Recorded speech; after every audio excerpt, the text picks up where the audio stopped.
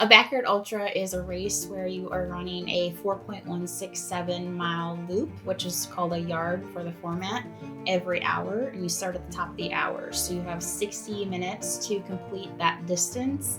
And if you complete it in 40 minutes, you have 20 minutes to sit down, use the bathroom, eat, change clothes, whatever you want to do. If you complete it in 55 minutes, you have 5 minutes to do all of those things. So the longer you run, the harder it gets with having less time in between each yard.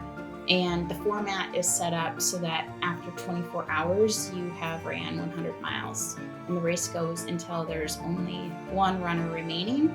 So if you do not complete your lap or your yard within that hour, you are completely done. You're considered to be a DNF.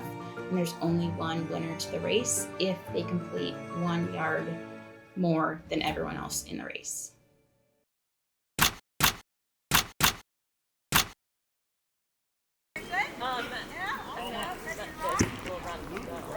So the race that I ran was the Blacks Grove Backyard Ultra in Wadena, Minnesota. Leading up to the race that week, I was feeling pretty good. I was feeling excited. And then the morning of, I was just definitely ready for it to start. Legs were feeling good. Mind was feeling good. Jaci. Yep. Medium. Ooh, I'm first on the list. Number 1. Ultra sign up has your number, like everyone's numbered. So I was number 2. So that I thought I was going to be number 2 for my race bib, but showed up on race day and I'm number 1, which did put some pressure on me a little bit, but I tried not to think about it too much, and it's just a number. Oh, I'm losing my stickers. Find the way over here. All right. When I'm waiting for the start to the race to begin, I'm just trying to stay as calm as possible and not think too much about the race because it's so long. I don't know, it's just kind of this sense of calm and collected and trying not to overthink anything because you can get consumed by a lot of the gear and the strategy, but I think the more you can not focus on it, the better off you're going to be in the race. So with the Backyard Ultra, you can bring as much or as little as you want because you are coming back to the same spot every hour. My approach is to bring more than I think I'm going to need just in case that I actually need something. But when you do that, you also need to be very organized and you need to know where things are. Otherwise, it can be overwhelming and also frustrating at times if you can't find what you think that you brought. So I had a shoe organizer that had my fuel outlined for 24 hours. And I also had a couple tubs that were labeled and organized based on category of lights, hydration, change of clothes, different socks, and so forth, just so that I was kind of laid out nicely and everything was organized.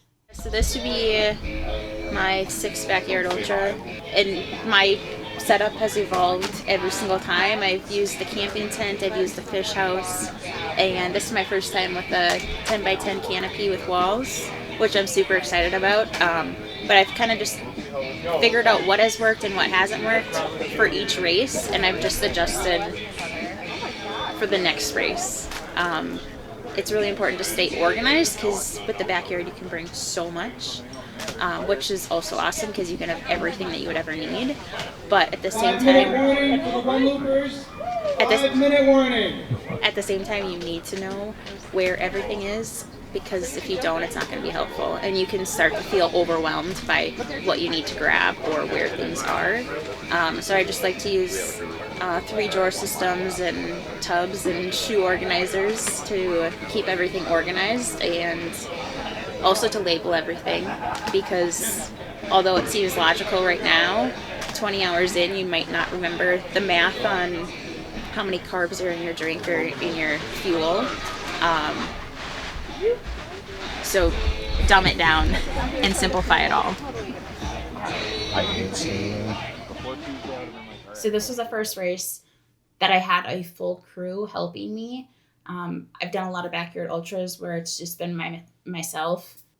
So in order to prepare my crew and to get them ready, I kind of typed up a document that kind of outlined where I would struggle, what I would need help with, what I wanted them to do, so that they would know ahead of time what they were going to be helping me with, and what I would also struggle with once I got further into the race. I had that all outlined in my tent as well, just so that it was all there, along with spreadsheets that had all my nutrition outlined and organization in terms of numbers and what I was trying to achieve within the race itself. Have this all ready the 8th, so it's ready for you. Yep. Because you're thinking about 5 minutes. Yeah, I think so. So it'll be kind of quick. Yeah. Yeah, the course it's more aggressive Saw that. than the traditional backyard. So the first couple yards of a backyard, you're kind of just getting a feel for the course. I had been to the course the week before with my husband, and we ran 2 loops. We ran counterclockwise and clockwise because the race was going to switch directions every 5 yards. Pretty intimidated by the course. It was primarily a mountain bike course that was more aggressive than I expected for the backyard format and for this race. So it was good that I actually knew what we were getting into before the race. I think I would have felt very different for the first 2 yards if I had not been there before.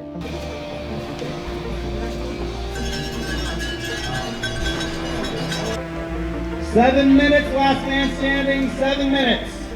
9, 8, 7, 6, 5, 4, 3, 2, 1.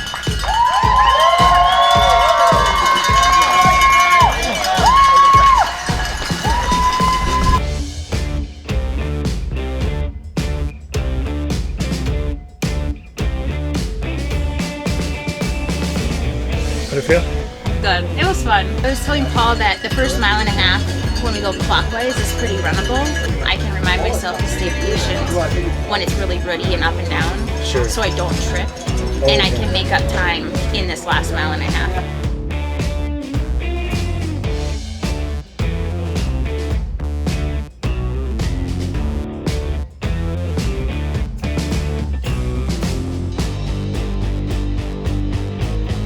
You did good. You did good. 18 is gone. You did so good. Thank you.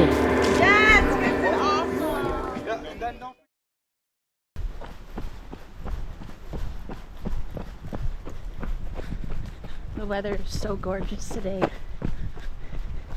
and the trail is gorgeous.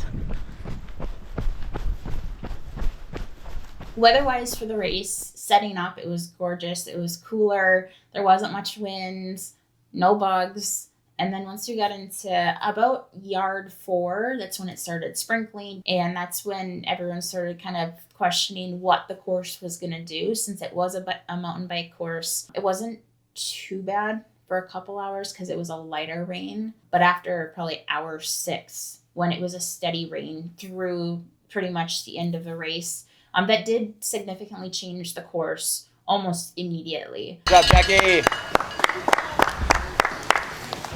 How's the rain going? Good. Glad you had your coat? Yes. Yeah, and I'm kind of glad that I wore it over top, so it's still kind of airy. Yeah? I Holds think. it away from your body a bit. Yeah, I think Keeps your vest dry. I would have been like claustrophobic with it being so sticky. Sure. Okay, and I'm gonna throw you for a loop, and I Okay. just want water in a flask, Okay. and then I'll take one of those salt stick capsules. Okay. Ultimate crew member. Yeah! Woo! Taking care of Jackie. We got her. We got her covered. Is the rain affecting the course? It Or is the running. getting very slippery. Okay. So, yeah, it'll be interesting from now on. Like, there's a couple areas that were already boggy, and now they are definitely slippery. And the downhill sections are all mud, so I'm trying to run on the sides of the trail. So mentally with the rain, I was okay with it. I was comfortable. I kind of had a strategy that was working really well for me by not running in the center of the trail on the mud. Mentally, because I was upright and I was running cautiously, I did feel good. Nice work, Jackie.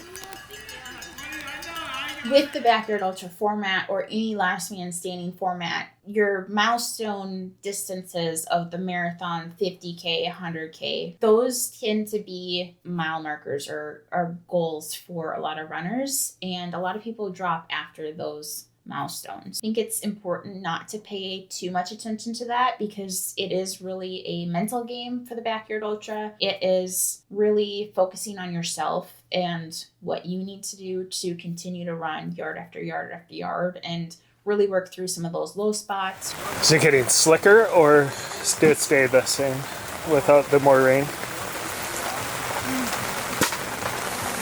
I mean, other than more water, I don't think we can get slipperier.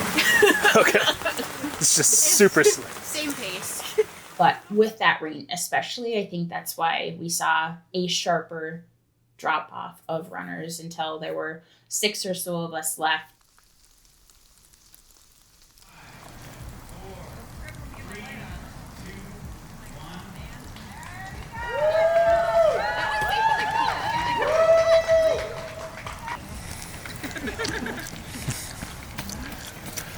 After kind of whittling down one runner after another dropping out, it came to be Lori and myself left in the race to run together. And we had been running together, we'd been chatting together, which was a lot of fun just to get to know each other more for the past 3-ish hours. So we had a lot of talk about, which also led to the loops going by really quickly. Going into yard 15, I was still feeling completely fine. My lights were working well. Fueling was working really well. So going into 15, I was feeling really good, really strong, kind of had a really good reset and ready to go. In terms of the rain, with about 10 minutes left in the hour, it started downpouring and the course turned into a complete river. With the direction of the course that we were running, we were on the more aggressive part of the course, a lot more mud, no grass at all. And because we had been running in rain for so long, there was no more grass on either side of the course to run on. So we ended up just running right down the middle and taking a more cautious approach to make sure that we were not slipping and falling. As soon as the rain did start pouring and the trail started turning into a river, I did end up falling with, I don't know, maybe a half mile left to go, which I kind of think mentally took me down a little bit of like, okay, here we go. Like, this is going to be harder going forward. I think I got a little ahead of myself thinking the next loop we're reversing direction and we're starting with this muddy river section of the course. The rain kind of got to me a little bit mentally in that part, but I got right back up, started jogging again. I think I made some people nervous that I was not within those 5 minutes, 10 minutes period of time, but I was still feeling comfortable. I knew the course enough to know that I was going to come within, still finish within time. So I finished that yard with 20 seconds to go. I knew that we were switching direction, so as soon as I got into the starting corral, I stopped right there. My crew had a turn and burn bucket that had fuel, different like first aid supplies that I might need in this situation. They had all my fuel and hydration ready to go, which was extremely important. I would not have made it to my tent, been able to grab the stuff on my own and get back into the starting corral in order to start on time. So they were able to give me everything that I needed. My husband said like, hey, course is switching direction. I was like, I know, that's why I'm right here. And after grabbing all that stuff, I just headed right back out when the whistle started. 10, 9, 8, 7, 6, 5, 4, 3, 2, 1. Let's go!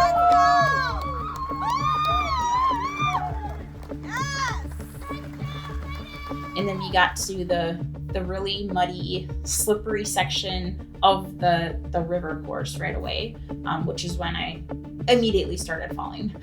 That's kind of when I started to realize how much slower this first mile was going to be. Mentally, I was feeling good. I was like, okay, if we fall, we just get back up again. I got to one of the bigger hills of the mountain bike course, and I literally slid 10 to 15 feet back down on all fours. Okay, this is what we're doing. We have 60 minutes. Like, we just need to keep moving forward. First mile was 20 minutes. And until yard 15, I was not paying attention to my watch at all. It's not something that I want to focus on in the backyard. Once I got to yard 16 and I realized mile 1 was 20 minutes, I was like, oh crap. We got to try to figure something out because the next mile is still going to be muddy and slippery like this. Still tried to move forward as fast as possible.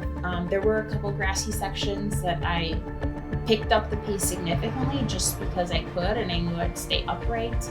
But I got to the point where I was at 1.9 miles in 35 minutes.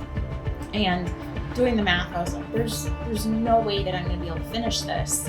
So up until this point, I was feeling mentally and physically great during the race. But when I saw I was at 35 minutes and 1.9 miles, I had to really make the decision of, am I going to continue to complete the course and time out on the race, or am I going to take this cross-country trail back and not complete the course? So ultimately I decided I'm going to take the cross-country trail back.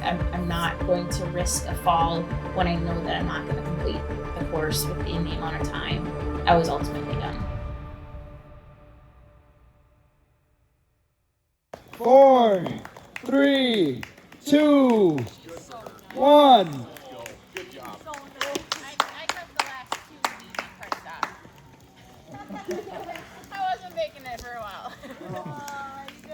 You guys did amazing.